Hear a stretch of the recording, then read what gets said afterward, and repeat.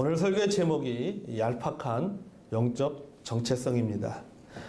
여러분 알다시피 요나서는 48절로 구성된 아주 짧은 선지서입니다. 그래서 소선지서라고 부릅니다. 요나서는 우리가 주일학교 때 또 여름성경학교 때 여러 번 들었던 성경의 이야기입니다. 그런데 문제는 우리가 요나 하면 물고기 뱃속에 들어간 요나만을 생각합니다. 과연 사람이 큰 물고기 뱃속에 들어가서 살아남는 것이 가능한 것인가? 라고 하는 문제에 대해서 우리는 관심이 많았지 상대적으로 선지자 요나에 대한 관심은 적었습니다. 편협한 세계관과 그리고 선민의식에 사로잡혀 살아가는 요나의 모습을 통해서 이 하나님께서 믿는 사람들에게 주시는 메시지들을 간과하는 경우가 많이 있습니다. 그래서 학자들은 이렇게 말합니다. 요나서는 교회와 기독교인들에게 잃어버린 축복이 되어버렸다라고 이야기하고 있습니다. 여기서 잃어버린 축복이라는 것은 요나라는 거울을 통해서 자신의 영적인 민낯을 보지 못하는 것을 말하고 있는 것입니다. 물고기 뱃속에 갇힌 요나만을 생각하지 요나 그 자신에 대해서 생각해보지 아니하고 요나의 모습을 통해서 자신의 모습을 보지 못하는 것을 가리켜서 바로 잃어버린 축복이다라고 말하고 있는 것입니다. 여러분 요나서는 메시지가 아니라 메신저의 이야기입니다. 즉 선지자가 전하는 내용이 아니라 선지자 자신의 영성에 관한 이야기가 바로 요나서의 이야기입니다. 하나님께서는 이 메신저 요나를 통해서 우리에게 바로 영적인 민낯을 보게 하십니다. 우리의 모습을 보게 하시는 것입니다. 여러분 아시다시피 이 요나는 민족주의자입니다. 그리고 선민의식이 강한 사람입니다. 유대인과 이방인을 철저하게 분리하는 사람입니다. 현대 신학으로 표현하면요, 이 요나는 이 현대적으로 말하면요, 기독교 근본주의자입니다. 여러분은 기독교 근본주의 또는 근본주의 신앙이란 말을 여러분이 목사님들을 통해서 한두 번 정도 들어보았을 것입니다. 이 기독교 근본주의는 이 19세기 말 이 자유주의 신학이 미국과 유럽 교회에 들어오기 시작합니다. 이 자유주의 신학이라는 것은 뭐냐면은 성경에 있는 모든 내용을 다 하나님의 말씀으로 받아들이는 것이 아니라 우리가 머리로서 이해할 수 있는 것, 이성적으로 이해할 수 있는 것만 그것을 받아들이는 것입니다. 그러니까 성경에 나오는 여러 가지 초자연적인 역사라든가 이런 것에 대해서는 우리의 어떤 상식으로는, 우리의 이성으로는 이해할 수 없기 때문에 그것은 받아들이지 않는 것이죠. 그것이 바로 자유주의 신학의 한 부분입니다. 이런 자유주의 신학이 유럽과 그 다음에 이 미국 교회에 19세기에 들어오기 시작합니다. 그러자 이 자유주의 신학에 대항해서 우리는 기독교의 근본 진리를 지켜야 된다. 기독교의 근본 진리를 지키기 위해서 미국에서 일어난 신학 운동이 바로 그 기독교 근본주의 신앙입니다. 이 기독교 근본주의 신앙에 함께했던 교회 중에 한 부류가 바로 침례교회입니다. 그 침례교회가 바로 오늘날 미국의 성서침례교회입니다. 이 미국에 있는 성서침례교회에서 한국으로 선교사를 파송하게 되고 그 미국에서 온 선교사들에 의해서 한국에 세워진 교회가 바로 성서침례교회죠. 한국에는 여러 성서침례교회입니다. 자, 이런 역사적인 줄기에서 볼 때 우리는 기독교 근본주의자들입니다. 여러분, 기독교 근본주의자들은 말 그대로 기독교의 근본 진리를 지키는 사람들입니다. 기독교의 근본주의는 성경의 문자적 해석을 기초로 정통 교리를 지키는 것입니다. 그래서 성경의 문자적 해석을 굉장히 중요하게 생각합니다. 기독교의 근본주의의 대표적인 5가지가 있죠. 첫째는 성경의 모성. 하나님 말씀은 어떠한 오류도 없다라고 하는 성경의 모성입니다. 둘째는 예수 그리스도의 동정녀 탄생입니다. 예수 그리스도께서는 성령을 통해서 잉태하셨다라고 믿습니다. 셋째는 예수 그리스도의 대속적 죽음입니다. 예수님께서 우리의 죄를 대신해서 십자가에 달려 죽으셨다라고 하는 사실을 믿습니다. 네 번째는 예수 그리스도의 육체적 부활을 믿습니다. 예수님께서는 죽으시고 3일 만에 부활하셨다는 것을 믿습니다. 다섯째는 예수 그리스도의 재림입니다. 자, 이것이 바로 기독교 근본주의 신앙의 기초입니다. 여러분, 우리는 이 5가지의 사실을 믿습니다. 아멘. 그렇다면 우리는 역사적으로뿐만 아니라 교리에 있어서도 기독교 근본주의 신앙을 가지고 있는 겁니다. 그런데 이 기독교의 근본주의 신앙이 어느 순간부터 변질되기 시작합니다.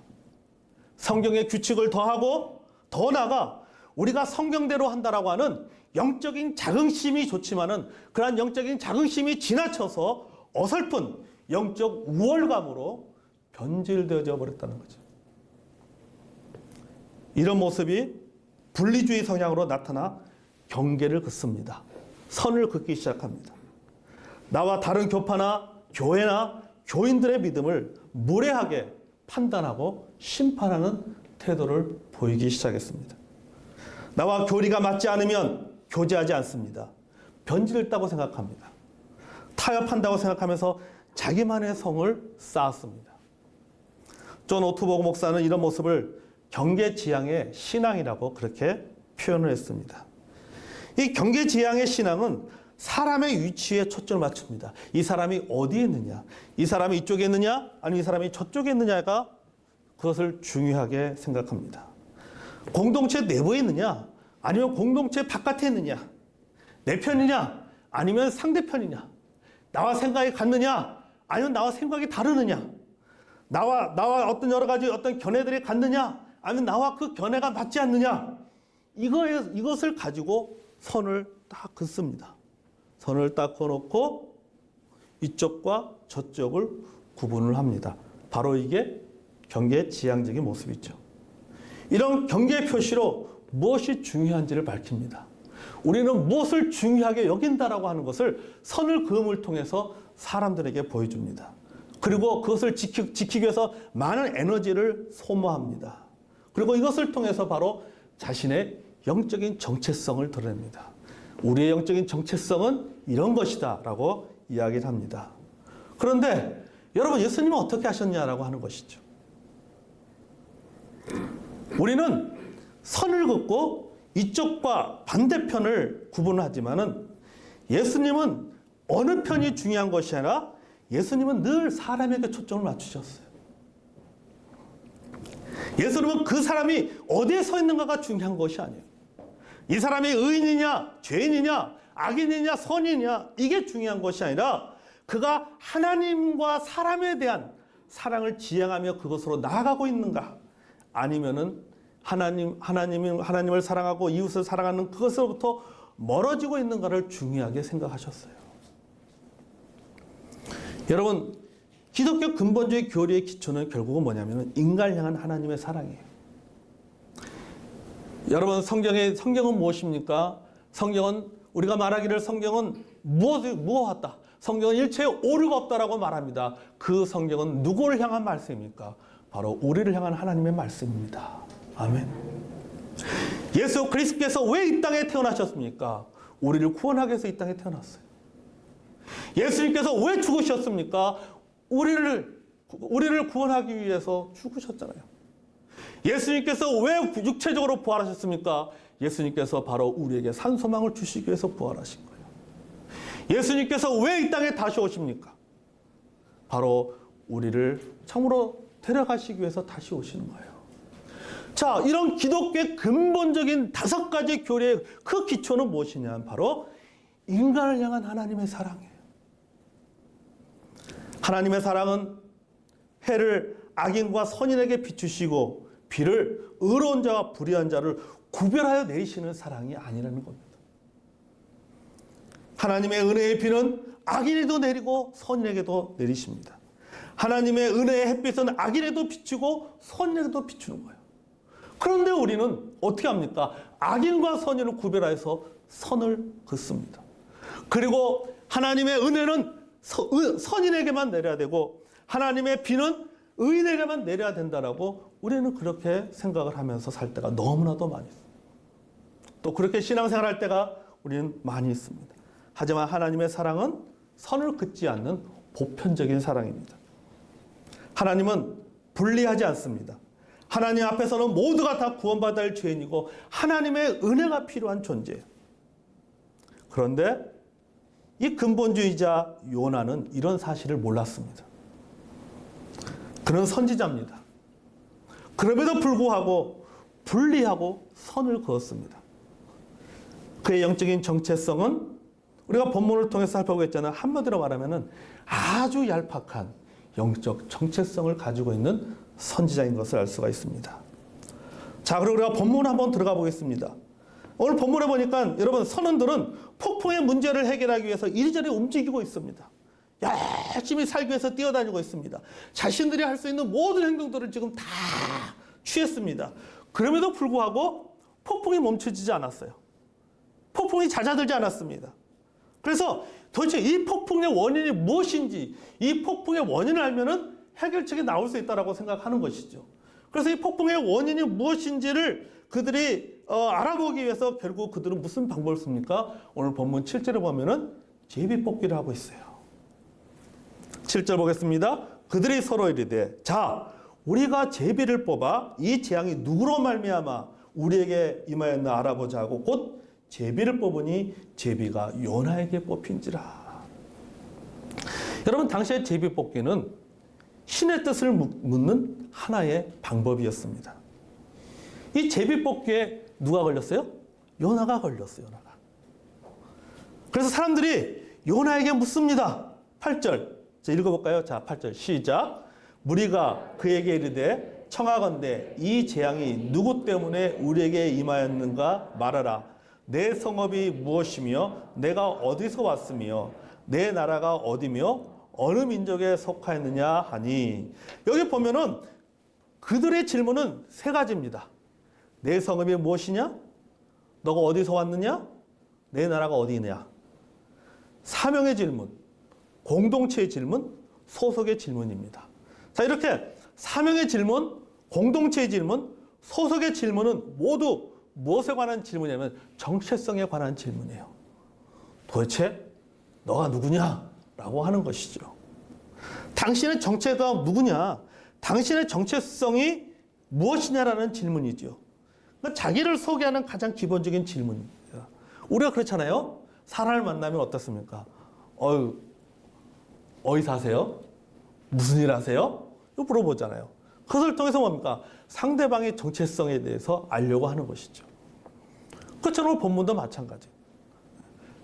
이 선장과 선원들이 요나가 제비가 뽑히자 요나에게 물어보는 거예요. 너의 정체성이 뭐냐라고 물어보는 겁니다. 지금. 여러분 지금의 상황이요. 뭐 우리 그 학생 때 게임하듯이 뭐 아이엠 그라운드 자기 이름 자기 소개하기 이게 아니란 말이에요. 지금. 이게 아니에요. 한가롭게 게임하는 상황이 아니라 지금 생존의 상황입니다. 폭풍의 원인을 알고 해결하고자 노력하는 시간입니다. 그들이 요나의 정체성에 대해서 알고자 하는 것은요. 뭐냐면 요나가 궁금해서 물어보는 게 아니라 요나 때문에 노하신 하나님이 누구인지를 이해하기 원했던 거예요. 그리고 어떻게 해야 이 문제를 해결할 수 있는지를 알아내고자 하는 의도였다는 거죠. 그러니까 요나에게는 관심이 없는 거예요. 사실은요. 당신이 누구냐라고 물어본 것은 요나에 대해서 궁금해서 물어본 것이 아니라 요나가 누구인지를 알게 되면은 요나가 섬기는 하나님이 신이 누구인지를 알게 되고 그러면 원인을 알게 될 것이고 그것을 통해서 해결책도 알 수 있을 거라고 생각한 것이죠.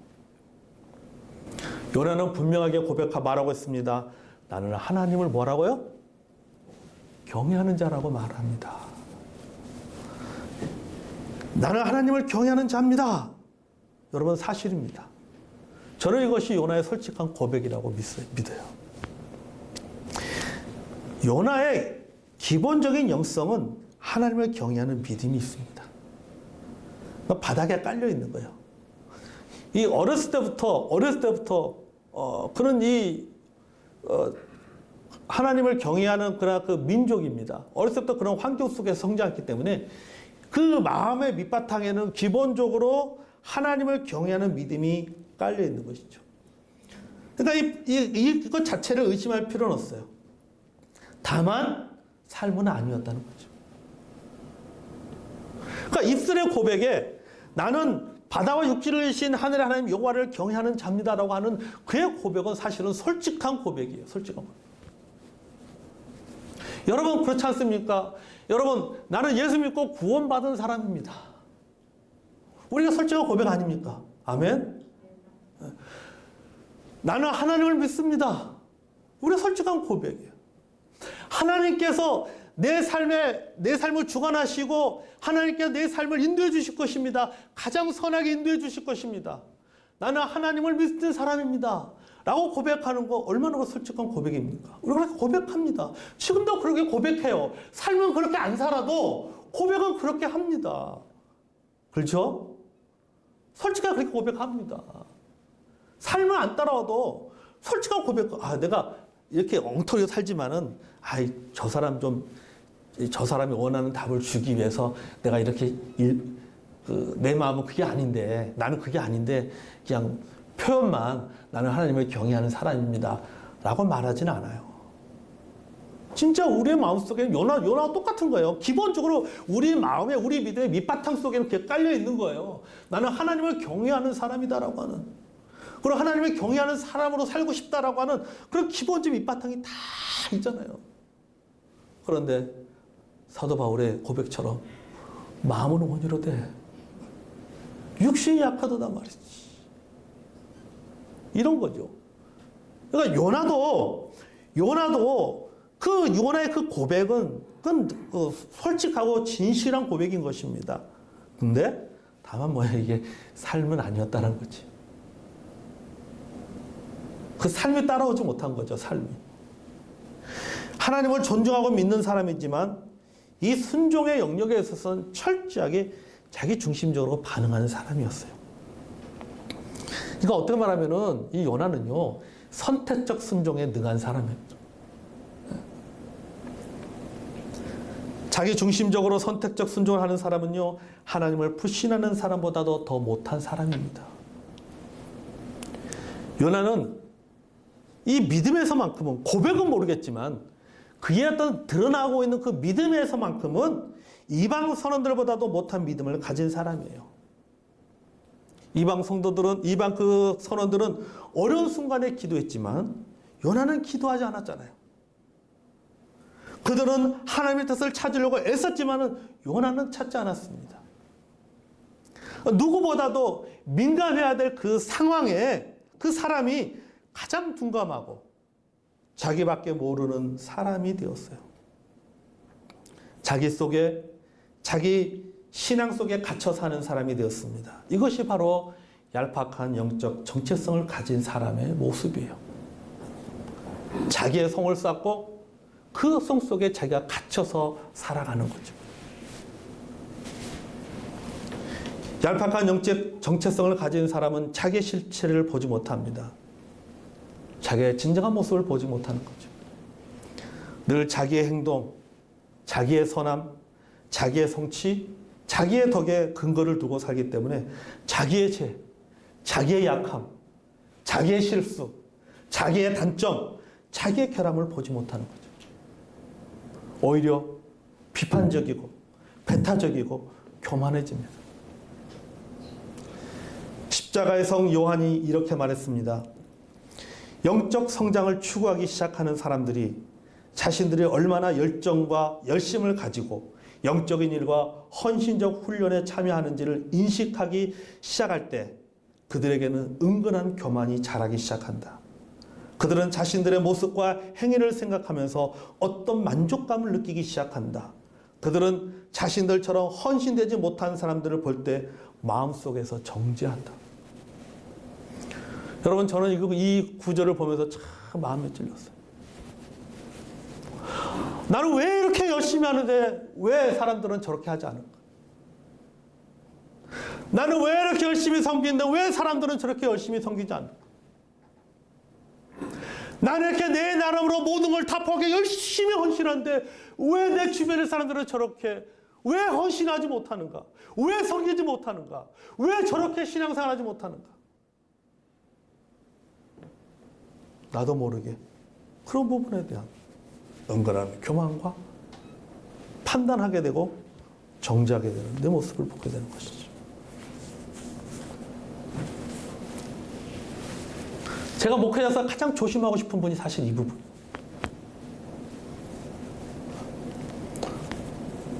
근데 이 뭘까 그러잖아요. 뭐 저뿐만 아니라 여러분 성도 여러분 솔직히 그렇지 않습니까? 여러분 교회 안에서 우리가 헌신하고 봉사하는데 난 이렇게 헌신하고 좋은데 왜 저 형제, 왜 저 자매는, 왜 저 집사님은, 왜 저 성도는 저렇게 열심히 하지 못하는 거야? 어느 순간 우리 마음속에 그런 것들을 판단하고 정죄합니다. 결국 요나는 이방 선원들에게 책망을 듣습니다. 10절을 볼까요? 자, 10절 한번 읽어볼까요? 자, 시작.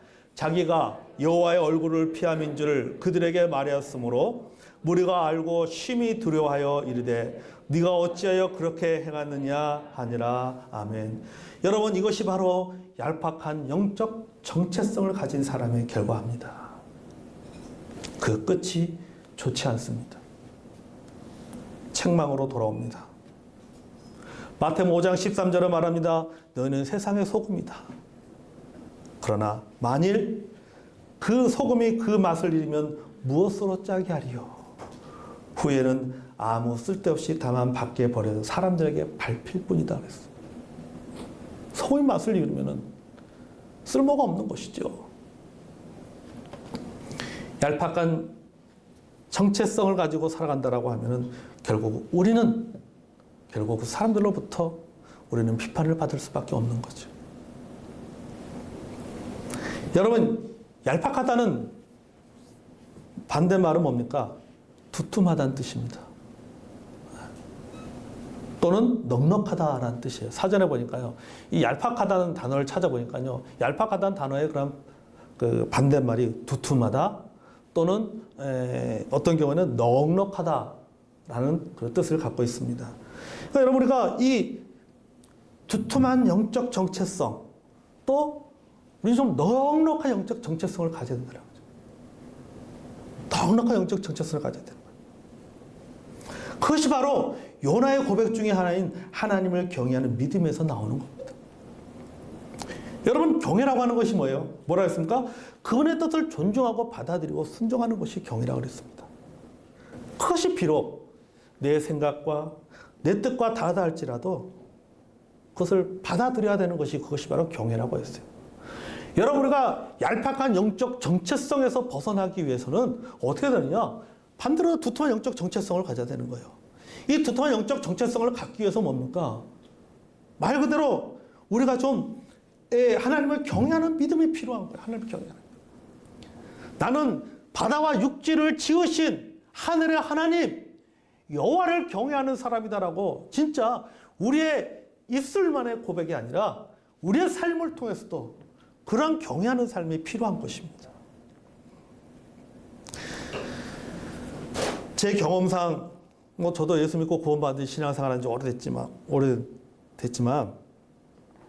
사실 제 경험을 이렇게 보면요. 사실 우리가 하나님의 뜻과 내 뜻이 같을 때가 사실은 별로 없어요. 그렇지 않습니까? 솔직한 얘기로. 예?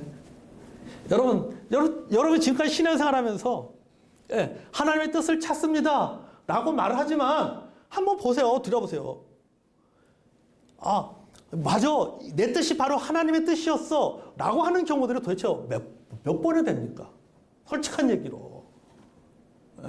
별로 없어요. 별로 없어. 항상 내 뜻과 하나님의 뜻은 다를 때가 너무 많았어요. 사실은. 내 뜻은 왜요? 내 뜻은 항상 내 중심적일 때가 많기 때문입니다. 내 중심적으로 생각하고 내 중심적으로 행동할 때가 많았던 거예요. 심지어는 내 뜻을 하나님의 뜻이라고 억지로 끼워 맞출 때도 많았어요. 사실은 무슨 하나님의 뜻. 내 뜻인데도 불구하고 그것을 억지로 끼워 맞춰가지고 이거는 하나님의 뜻이었어 라고 말하는 경우도 우리는 너무 많은 거예요. 여러분, 경외라고 하는 것은 무엇입니까? 내 생각을 내려놓는 겁니다. 내 생각에 문제가 있기 때문에 내려놓는 것이 아니에요. 내 방식이 틀렸기 때문에 내려놓는 것이 아닙니다. 어떤 경우는 내 방식에, 내 행동의 방식이 좋을 때도 있습니다. 내가 생각하는 것도 선할 때가 있습니다. 내가 이해하는 것도 어떤 지혜로운 하나의 어떤 그런 이해의 방법이 될 때도 있습니다. 하지만 가장 좋은 방식과 가장 좋은 생각은 하나님에게 있는 거예요. 그래서 내려놓는 거예요. 나도 옳지만,